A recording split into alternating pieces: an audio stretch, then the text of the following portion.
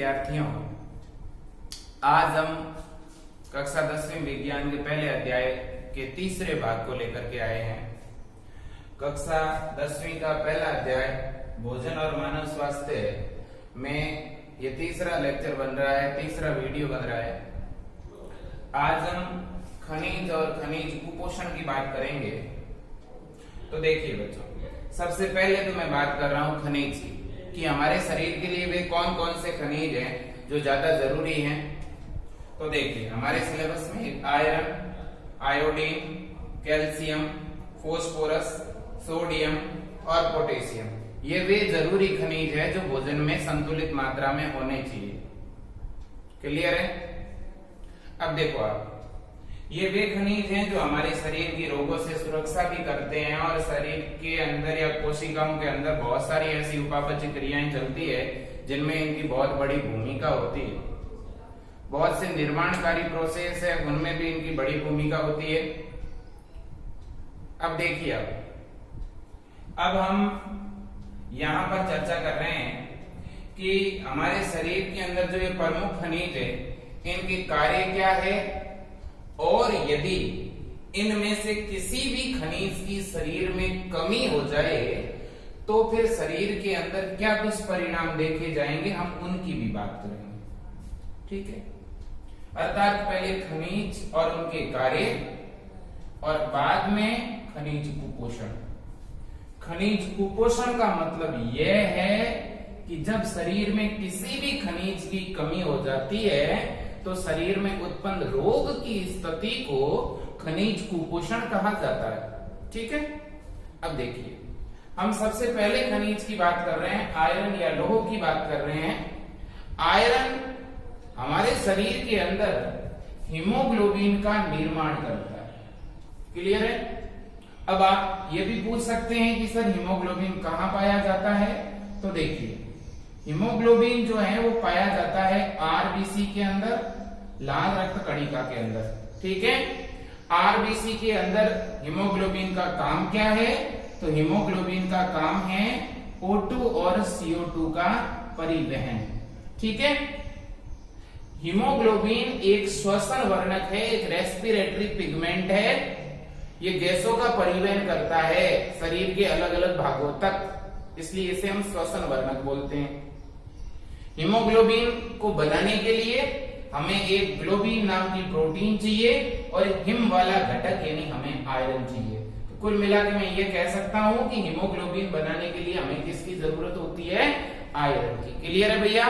चलो अब आगे चल रहे हैं हम। अब हम बात कर रहे हैं इसके दूसरे कार्य की। ये उत्तक ऑक्सीकरण में भी बड़ी भूमिका निभाता है। ठीक है? क्योंकि ऑक्सीजन का परिवहन हीमोग्लोबिन द्वारा होगा और फिर हमारी कोशिकाओं के अंदर, हमारे उत्तकों के अंदर जो ऑक्सीडेशन रिएक्शन चलती है उसमें बहुत बड़ी भूमिका होती है। ठीक है? अब देखिए, मान लो एक व्यक्ति में कमी हो गई हीमोग्लोबिन की। हीमोग्लोबिन आरबीसी के अंदर होगा। जब हीमोग्लोबिन की कमी हो गई तो एक तरह से आरबीसी की कमी हो गई, हम यह कह सकते हैं, यानी रुधिर की कमी हो गई।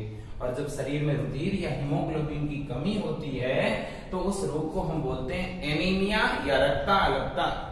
तो बताइए, एनीमिया का कारण हीमोग्लोबिन का कम होना, और हीमोग्लोबिन की कमी कब होगी? जब भोजन में किसकी कमी होगी? आयरन की। क्लियर है? आगे चलें। चलो, और एनीमिया के क्या लक्षण होंगे?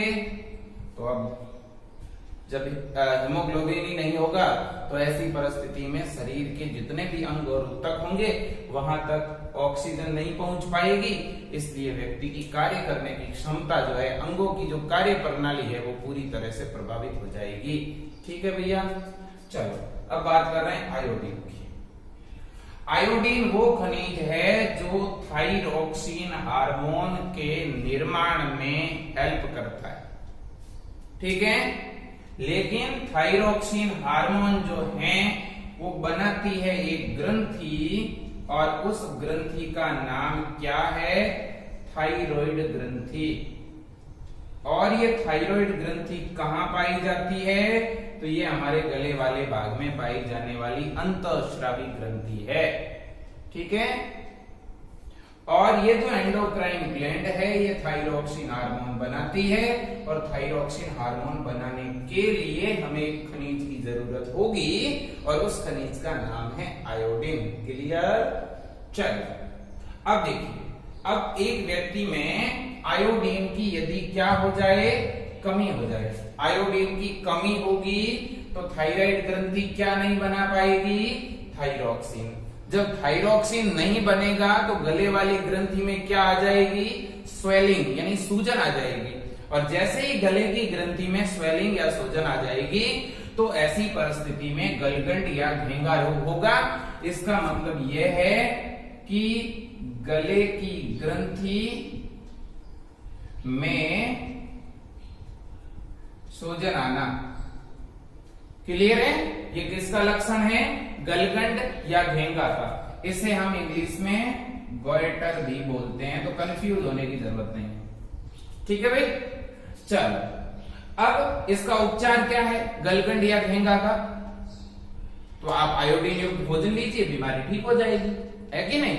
जैसे किसी को एनीमिया हो गया तो किस प्रकार के खनिज पदार्थ की अधिकता होनी चाहिए उसके भोजन में, आयरन की, है कि नहीं? भाई जो बीमारी है उस बीमारी के कारण पे चले जाओ आप। बीमारी किस वजह से, कौन से खनिज की कमी से हुई? आयरन की कमी से हुई तो आयरन वाला भोजन दीजिए, आयोडीन की कमी से हुई तो आयोडीन की अधिकता वाला भोजन दीजिए आप। ठीक है ना? चलो अब बात कर रहे हैं कैल्शियम और फास्फोरस। कैल्शियम एंड फास्फोरस ये दोनों अपने शरीर के अस्थियों वाले भाग को बनाने में सहायक है। हमारी जो हड्डियां हैं वो कैल्शियम और फास्फोरस के यौगिकों की बनी हुई है। तो कहीं ना कहीं मुझे कैल्शियम और फास्फोरस भोजन में क्यों चाहिए? क्योंकि मुझे अस्थियों का निर्माण करना है, अस्थियों को मजबूती प्रदान करनी है और साथ ही साथ दांतों को मजबूती प्रदान करनी है। क्लियर है? मान लो कि एक व्यक्ति में कैल्शियम और फास्फोरस की कमी हो गई, कमी होगी तो क्या होगा, अस्थियां क्या हो जाएगी, कमजोर, और दांत भी क्या हो जाएंगे, कमजोर। यानी व्यक्ति में दंतक्षय होने लगेगा, दांत गिरने शुरू हो जाएंगे, अस्थियां भंगुर हो जाएगी और टूटने लगेगी। ठीक? चलो अब बात कर रहे हैं हम दो खनिज की, एक सोडियम और दूसरा पोटेशियम। ठीक है? सोडियम और पोटेशियम के कार्य तो देखो, सोडियम और पोटेशियम जो है हमारे शरीर की जितनी भी मसल्स है, जितनी भी पेशियां हैं, इनके कॉन्ट्रैक्शन में हेल्प करते हैं। हमारी जो मांसपेशियां हैं इनमें संकुचन होता है और इसी संकुचन की वजह से शरीर में गति होती है। ठीक है? शरीर में गति कब होगी, जब मसल्स में कॉन्ट्रैक्शन होगा, और इन मसल्स के कॉन्ट्रैक्शन के अंदर हेल्प करता है कौन, सोडियम एंड पोटेशियम। क्लियर है भैया? चलो नेक्स्ट, हमारे जितने भी न्यूरॉन्स है, हमारी जितनी भी तंत्रिकाएं हैं, इन तंत्रिकाओं से होकर के बहुत सारी सूचनाएं हैं जो हमारे ब्रेन तक जाती है, हमारे स्पाइनल कॉर्ड तक जाती है, यानी मेरुरज्जु तक जाती है। शरीर के विभिन्न भागों से और बाहर के वातावरण की सारी सूचना इन न्यूरॉन के द्वारा, इन तंत्रिकाओं के द्वारा शरीर के जो है ब्रेन वाले भाग तक जाती है और ब्रेन के ऑर्डर वापस शरीर के अंगों तक आते हैं। तो ये सूचनाएं किन के अंदर से होके आती और जाती है, इन न्यूरॉन के अंदर से, और इनके अंदर से ये जो तंत्रिकीय आवेग संचरित होता है, इसमें भी सोडियम और पोटेशियम बहुत बड़ी भूमिका निभाते हैं। क्लियर? नेक्स्ट इनका काम है विद्युत अपघटय संतुलन में, यानी हमारी जो कोशिका है इनके अंदर ये इलेक्ट्रोलाइट्स की भूमिका में होते हैं, विद्युत अपघटय की भूमिका में होते हैं। जब इनकी कमी हो जाएगी तो कोशिका में ये असंतुलित हो जाएंगे, जिससे बहुत सारी उपापचय क्रियाएं प्रभावित होगी। ठीक है? तो अब हम बात कर रहे हैं कि यदि कमी हो गई सोडियम और पोटेशियम की तो सबसे पहले तो मांसपेशियों में क्या नहीं होगा, संकुचन नहीं होगा, तंत्रिकाओं से जो आवेग संचरण की गति है वो कम हो जाएगी। ठीक है? साथ ही साथ कोशिकाओं में विद्युत अपघटय क्या हो जाएंगे, असंतुलित। क्लियर है भैया? आगे बढ़े तो यहां से आपके एग्जाम में ये एक तरह से आईएमपी क्वेश्चन है, आप यूं समझ लो। दो तरह के बड़े क्वेश्चन तो बनेंगे ही, क्योंकि ये अध्याय जो है ये आपका 4 अंक का है और इससे टोटल कितने क्वेश्चन पूछे जाते हैं, 2। एक पूछा जाता है 1 नंबर का और एक पूछा जाता है 3 नंबर का। 3 नंबर का यानी लघुत्तरात्मक, 1 नंबर का यानी एक शब्द वाला अति लघुत्रात्मक। तो 3 नंबर का क्वेश्चन यहां से बन सकता है। जैसे क्वेश्चन आ गया कि आयरन, आयोडीन एवं सोडियम के कार्य लिखिए, या इन कोई भी 2-3 खनिजों के नाम दे दिए और इनकी कमी से शरीर पर क्या परिणाम दिखाई देंगे वो पूछ लिया गया। याद रखना है आपको। आगे बढ़े, चल अब देखिए, अब हम बात कर रहे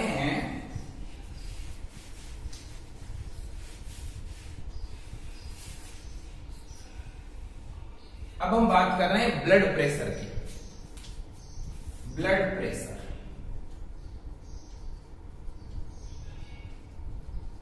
ठीक है, यानी हम बात कर रहे हैं रक्तचाप की। देखिए भैया, रक्तचाप, सबसे पहले तो रक्तचाप या ब्लड प्रेशर या जिसे आप बीपी बोलते हैं, इसकी गणना एक वैज्ञानिक ने की थी जिसका नाम था स्टीफन हेल्स। क्या नाम था? Stephen Hales. और स्टीफन हेल्स ने सबसे पहले ब्लड प्रेशर किसका लिया? घोड़ों का। घोड़ों में रक्तचाप की गणना, पहली बार घोड़ों के अंदर रक्तचाप की गणना की गई थी। किसके द्वारा की गई थी? स्टीफन हेल्स के द्वारा। क्लियर है? अब दूसरी जानकारी, ये तो इसकी हिस्ट्री हो गई, ठीक है ना। अब देखिएगा, अब हम बात कर रहे हैं इसकी परिभाषा कि भाई कहोगे किसे आप ब्लड प्रेशर, ठीक है। तो देखिए, आपको ये जानकारी क्लियर होनी चाहिए कि हमारा जो हार्ट है, हमारा जो हृदय है, वह हमारा जो हार्ट है वह रक्त को पंप करता है किसके अंदर? रक्त वाहिनियों के अंदर। क्लियर? कौन सी रक्त वाहिनी में? तो धमनी में। हृदय जो है वो रक्त को क्या करेगा? पंप, यानी हृदय संकुचित होगा। संकुचित होते ही रक्त एक साथ किस में जाएगा? धमनी नाम की एक ब्लड वेसल्स है, और इस ब्लड वेसल्स के अंदर ब्लड पहुंच चुका है, ये रक्त के कण आ चुके हैं, आप यूं समझ लो, ठीक है। ये क्या है? धमनी। धमनी में यहां पे रक्त का क्या हो चुका है? फ्लो हो चुका है। रक्त आया कहां से? हृदय से। तो हृदय से जैसे ही रक्त धमनी में आएगा तो ये रक्त इसकी भित्ति पर क्या डालेगा? दाब। रक्त के द्वारा इस धमनी की भित्ति पर जो दाब लगाया जाता है वह दाब ही रक्त दाब कहलाता है। याद रखें, ठीक है। एक और रक्त वाहिनी होती है जिसका नाम है शिरा यानी वेन, लेकिन शिरा का काम जो है वह है शरीर के अलग अलग हिस्सों का रक्त जो है वापिस किस में डालना? हृदय में। तो शरीर के विभिन्न भागों का विऑक्सीजनित रक्त जो है वो इकट्ठा करके शिराएं तो किस में डाल देती है? हृदय में। इसलिए शिराओं में रक्त पंप नहीं करता हृदय। हृदय एक मोटर जो कि रक्त को पंप कर रही है किसमें? धमनी में। बलपूर्वक रक्त को किसमें डाल रहा है? हृदय, धमनियों में। इसलिए रक्त दाब की गणना किसकी सहायता से की जाएगी?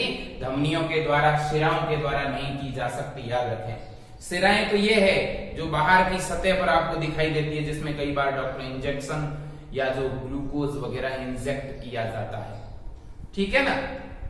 जबकि धमनियां त्वचा की गहराइयों के अंदर होती है, ठीक है। कई बार आपने देखा होगा डॉक्टर कुछ मरीज की नब्ज यानी नाड़ी को अनुभव करता है, वो जो नाड़ी है वही धमनी है, ठीक है। तो इन धमनियों के द्वारा हम रक्तचाप की गणना करते हैं, आप याद रखें। क्लियर? चल, तो पहली जानकारी क्लियर हो गई कि मुझे अगर रक्तचाप की गणना करनी है तो मैं किसकी सहायता से करूंगा? तो धमनी, ठीक है ना। धमनी की भित्ति के द्वारा ब्लड प्रेशर की क्या करेंगे? गणना करेंगे, ठीक। अब परिभाषा, तो परिभाषा क्या हो गई? परिभाषा हो गई रक्त वाहिनियों या धमनी की भित्ति के विरुद्ध रक्त के द्वारा लगने वाला दाब, ठीक है। रक्त वाहिनियों या धमनी की भित्ति के विरुद्ध रक्त द्वारा लगने वाला, रक्त द्वारा लगाया गया दाब क्या कहलाएगा? रक्त दाब कहलाता है। यहां तक बच्चों जानकारी क्लियर हो गई कि नहीं हो गई? हम किसे कहेंगे रक्त दाब? आप इसका स्क्रीनशॉट भी ले सकते हैं, ठीक है। अब देखिए, अब जो रक्तचाप है इसकी सामान्य वैल्यू कितनी होती है, सामान्य मान कितना होता है? यानी एक स्वस्थ व्यक्ति का रक्तचाप कितना होता है? आपने देखा है कई बार डॉक्टर किसी मरीज का, किसी पेशेंट का ब्लड प्रेशर लेते हैं तो हाथ पे एक बेल्ट बांध देते हैं पहले, फिर उस बेल्ट के अंदर हवा पुश की जाती है और फिर एक स्टेथोस्कोप यंत्र के द्वारा वो इन रक्तचाप को जो है कहीं ना कहीं अनुभव करता है, ठीक है। तो आपने ब्लड प्रेशर को नापने वाला यंत्र देखा होगा, ठीक है, जिसे स्फाइग्मोमेनोमीटर बोलते हैं। रक्तचाप की गणना जिस यंत्र से करते हैं उसका नाम है स्फाइग्मोमेनोमीटर, यानी रक्तचाप मापी। और उस रक्तचाप मापी से जब हम रक्तचाप की गणना करते हैं तो एक स्वस्थ सामान्य व्यक्ति का रक्तचाप जो है वो कितना निकल के आता है? उसका जो रक्तचाप निकल के आता है वो आता है 120/80 mm ऑफ Hg यानी पारा। क्लियर? तो एक सामान्य व्यक्ति का, एक स्वस्थ व्यक्ति का सामान्य रक्तचाप कितना होना चाहिए? 120/80। यहाँ 2 वैल्यू है, याद रखना आप, क्योंकि रक्तचाप जो है एक धमनी के विरुद्ध जो रक्त जब दाब लगाएगा तो वो हृदय के अनुरूप लगेगा। हृदय जब संकुचित होगा तब इसका मान कितना होता है? 120। और जब हृदय वापस रक्त से भरेगा, यानी जब हृदय शिथिल अवस्था में रहेगा, तब इसका वैल्यू कितना होता है? 80। ठीक है ना? तो याद रखें 120/80 mm ऑफ Hg, ये है एक व्यक्ति का नॉर्मल ब्लड प्रेशर। क्लियर है क्या? चलो अब हम उपकरण की बात करते हैं, यंत्र की बात करते हैं। वह यंत्र जिससे हम रक्तचाप की गणना करते हैं उस यंत्र का नाम है स्फाइग्मोमेनोमीटर। ठीक है, याद रख लेना, स्फाइग्मोमेनोमीटर। इसी को हम बोलते हैं रक्तचाप मापी। क्या कहते हैं इसे हम? रक्तचाप मापी। यह यंत्र आपने देखा होगा, इसी के द्वारा हम ब्लड प्रेशर की क्या करते हैं? गणना। लेकिन यहाँ रक्तचाप की आपको 2 वैल्यू दिख रही है, ठीक है ना? तो इन दोनों को किस रूप में हम जो है लिखते हैं? तो देखो, तो रक्तदाब जो है, ब्लड प्रेशर जो है वो 2 टाइप का है यहाँ पर। एक तो कौन से टाइप का? एक तो है संकुचन दाब, जिसे हम बोलते हैं सिस्टोलिक प्रेशर। ठीक है, तो एक तो हो गया सिस्टोलिक प्रेशर और दूसरा होता है अनुशिथिलन दाब।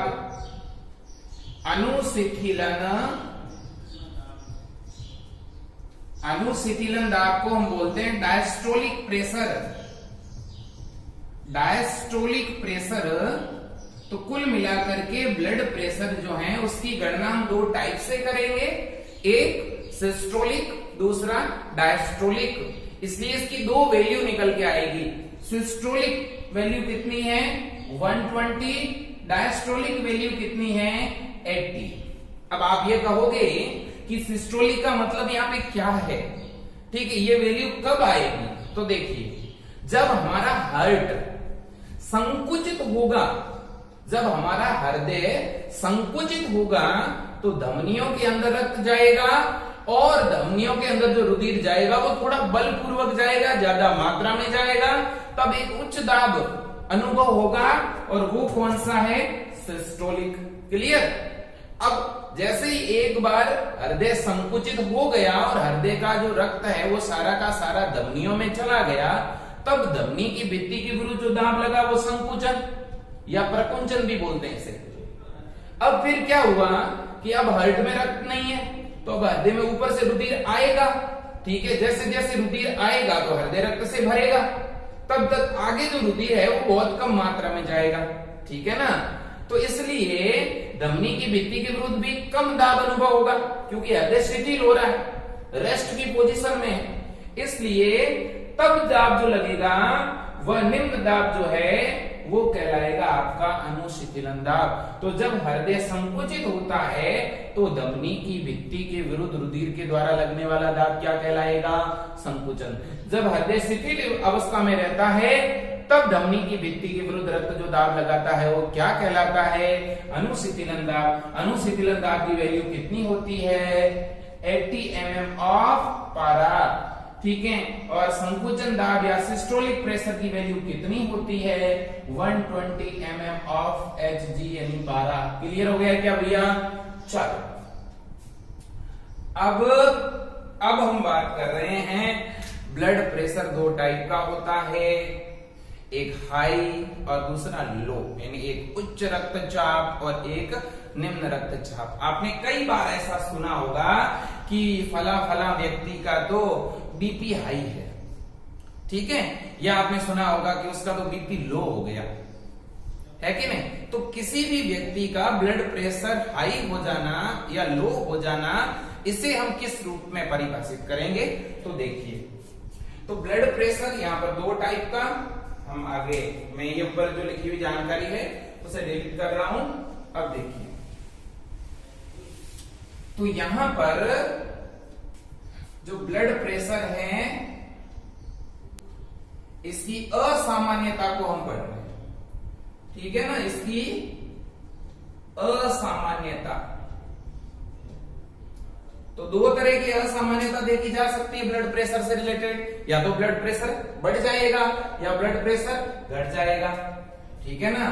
तो एक तो असामान्यता जिसे हम क्या बोलेंगे? उच्च रक्तचाप, और दूसरा निम्न रक्तचाप, ठीक है। अब देखो भाई, आप पहले मुझे ये बता दो कि जो रक्तचाप है इसकी सामान्य वैल्यू कितनी है? सभी बच्चे जो वीडियो देख रहे हैं वो जरूर लिखें वैल्यू को कमेंट बॉक्स में। आप लिख पाते हो कि नहीं लिख पाते हो? 120/80 mm ऑफ Hg। अब देखिए, तो यहां पर नॉर्मल वैल्यू हमें पता है 120/80 mm ऑफ पारा। अब देखिए, तो उच्च रक्तचाप में क्या होगा कि जो ये प्रकुंचन या जो सिस्टोलिक प्रेशर है इसकी वैल्यू जब 120 से ज्यादा हो जाए, जैसे 140 हो गया, 150 हो गया, तब आप उसे क्या बोलोगे? हाई ब्लड प्रेशर ही तो बोलोगे ना, उच्च रक्तचाप ही तो बोलोगे। तो उच्च रक्तचाप का मतलब क्या है? तो उच्च रक्तचाप का मतलब ये है कि हृदय जो है बड़ी तेज गति से जो है एक तरह से सिस्टोल उत्पन्न हो उसके अंदर, ठीक है ना, बहुत बड़ी तेजी से तीव्र गति से उसमें संकुचन और शिथिलन शुरू हो जाए, इसलिए अत्यधिक मात्रा में ब्लड जाएगा किसके अंदर? धमनी के अंदर। तो जब ज्यादा मात्रा में जाएगा, ठीक है, और तेजी से जाएगा तो धमनी की भित्ति के विरुद्ध दाब भी ज्यादा अनुभव होगा, इसलिए उसे आप उच्च दाब एक तरह से प्रेशर बोलोगे, यानी वो वैल्यू बढ़कर के 120 से तो कहीं ज्यादा हो जाएगी, 130 से 140 से 150 हो जाएगी, और इस स्थिति को ही हम बोलते हैं उच्च रक्तचाप। उच्च रक्तचाप की स्थिति कब पैदा होती है? तो देखिए, एक व्यक्ति है, ठीक है, और वो अचानक डिप्रेशन में चला गया, या उसे क्रोध आ गया, या वो किसी से भयभीत हो गया, तो ये वे परिस्थितियां हैं जिसके अंदर अचानक से कोई ऐसा शोक लगा, जैसे उसके परिवार में किसी की डेथ हो गई, उसने वो खबर सुनी है, ठीक है, और भी बहुत सारी ऐसी स्थितियां हैं, ठीक है, जिसकी वजह से व्यक्ति का ब्लड प्रेशर बढ़ सकता है, जैसे कि एक तरह से वो इस तरह के पदार्थों का सेवन कर रहा है, ठीक है, जिसकी वजह से वसायुक्त पदार्थ ज्यादा ले रहा है, शारीरिक क्रिया बहुत कम है, व्यायाम वगैरह नहीं कर रहा है, ठीक है, तो ये वे वजह हो सकती है जिनके कारण उसका ब्लड प्रेशर जो है 120 से भी ऊपर हो जाए, जिसे हम क्या बोलेंगे? उच्च रक्तचाप, ठीक है। निम्न रक्तचाप का मतलब क्या हुआ? निम्न रक्तचाप का मतलब ये जो वैल्यू 80 है इससे भी कम हो जाए वैल्यू अनुशीतलन की, जैसे कि किसी का रक्तचाप हो गया 100/60, आप इसे क्या बोलोगे, उच्च बोलोगे कि निम्न बोलोगे? भाई निम्न रक्तचाप ही तो बोलोगे। या एक व्यक्ति का ब्लड प्रेशर है 150, ठीक है, या मैं ये कह दूं 140/100, क्या बोलोगे, उच्च ही तो बोलोगे। तो ये उच्च रक्तचाप हो गया, ये निम्न रक्तचाप हो गया, है कि नहीं? तो इसका मतलब ये है कि एक व्यक्ति की जो धमनी है उसके अंदर जो रक्त का जो प्रवाह है या जो रक्त का प्रेशर है यानी दाब है वो क्या हो जाए, कम। ठीक है, अब जब रक्त धीमी गति से चलेगा और कम मात्रा में चलेगा तो क्या शरीर के अंगों तक जब निम्न रक्तदाब होगा, मान लो एक पाइप है और उसमें पानी का प्रेशर बहुत ही कम है, तो वो पानी बहुत अधिक दूरी तक जा पाएगा क्या? नहीं जाएगा ना। वहीं एक कोई पाइप है और उसमें बड़ी तेजी से जा रहा है पानी, ठीक है, इसका मतलब प्रेशर ज्यादा है तभी तो जा रहा है, प्रेशर ज्यादा है तभी तो बहुत दूर तक जाएगा। तो जब किसी भी व्यक्ति के अंदर निम्न रक्तचाप होगा तो ऐसी परिस्थिति में धमनी में रक्त का प्रवाह धीमी गति से होगा, ठीक है, और इस वजह से उसके शरीर के जो अंग है वहां तक रुधिर पर्याप्त मात्रा में नहीं पहुंचेगा। जब रुधिर शरीर के अंगों तक पर्याप्त मात्रा में नहीं पहुंचेगा, जैसे किडनी हो गई, जैसे हमारा मस्तिष्क हो गया, इन अंगों तक जब रक्त नहीं पहुंचेगा तो उन अंगों में ऑक्सीजन की कमी होगी, और ऑक्सीजन की कमी होगी तो वो अंग काम नहीं कर पाएंगे, ठीक है, और ऐसी परिस्थिति में व्यक्ति के शरीर में बहुत सारी असामान्यता उत्पन्न हो जाएगी। ठीक है, जानकारी क्लियर है? चलो आगे बढ़े क्या? अब देखिए, तो एक व्यक्ति का रक्तचाप नॉर्मल बना रहे इसके लिए उसे पोटेशियम युक्त भोजन का सेवन करना चाहिए, उसे वसा युक्त पदार्थों का कम सेवन करना चाहिए, साथ ही साथ उसे समय समय पर व्यायाम वगैरह करते रहना चाहिए। ठीक, चलो अब इसके बाद में तो ब्लड प्रेशर कंप्लीट हो चुका है, खनिज कुपोषण कंप्लीट हो चुका है, ठीक है। अब ये जो क्लास है आगे एक दो और क्लासों के अंदर इसके जो बाकी टॉपिक है वो कंप्लीट होने वाले हैं, इसलिए आप इस वीडियो को अधिक से अधिक देखें, अधिक से अधिक शेयर करें, ठीक है, और इसके नोट्स जरूर बनाएं।